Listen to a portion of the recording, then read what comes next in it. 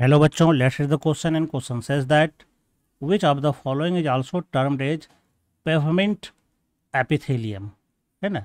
तो यहाँ पर पूछा जा रहा है कि पेवमेंट एपिथेलियम के नाम से कौन जाना जाता है। चार ऑप्शन दिया गया है, इसी चार में से हमें बताना है। तो चलिए समझते हैं कि कॉन्सेप्ट में, है ना। टिश्यू का नाम है पेवमेंट एपिथेलियम। पेवमेंट एपिथेलियम, है ना।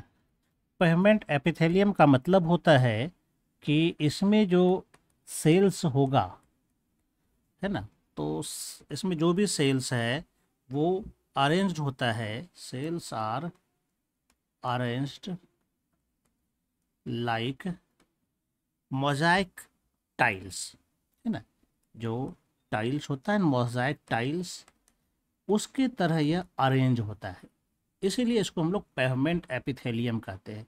यानी अगर हम इसका टिश्यू को देखें, अगर हम, तो एक बेसमेंट मेम्ब्रेन होता है ना। मान लो ये बेसमेंट मेम्ब्रेन है ना। इसी बेसमेंट मेम्ब्रेन पर सारा सेल्स बिल्कुल टाइल्स के तरह अरेंज रहता है, जो कि फ्लैटन सेल्स के रूप में यहाँ पर सरफेस पर पाया जाता है। इस तरह से अरेंज रहता है सिंगल लेयर्ड के रूप में, है ना। ये सारे सेल्स है जो कि फ्लैट सेल्स होते हैं।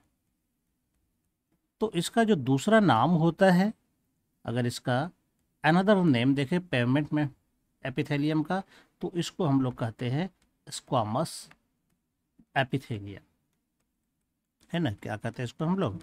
स्क्वामस एपिथेलियम, जो कि कहाँ पाया जाएगा?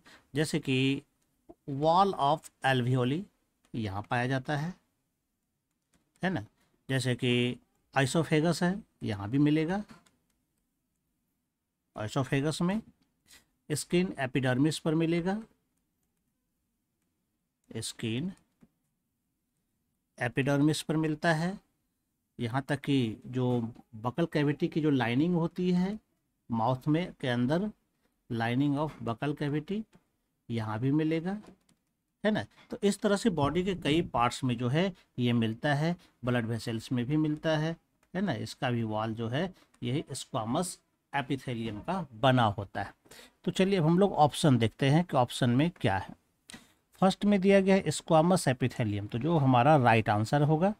क्यूबॉइडल एपिथेलियम, तो इसको पेवमेंट एपिथेलियम नहीं कहते हैं। क्यूबॉइडल एपिथेलियम में जो होता है ये बेसमेंट मेम्ब्रेन होता है, और इस पर जो है ये क्यूब लाइक सेल्स इस पर पाया जाता है ना। जिस पर कि ये न्यूक्लियस पाया जाता है, क्यूब लाइक सेल्स। ये हो गया क्यूबॉइडल एपिथेलियम के लिए।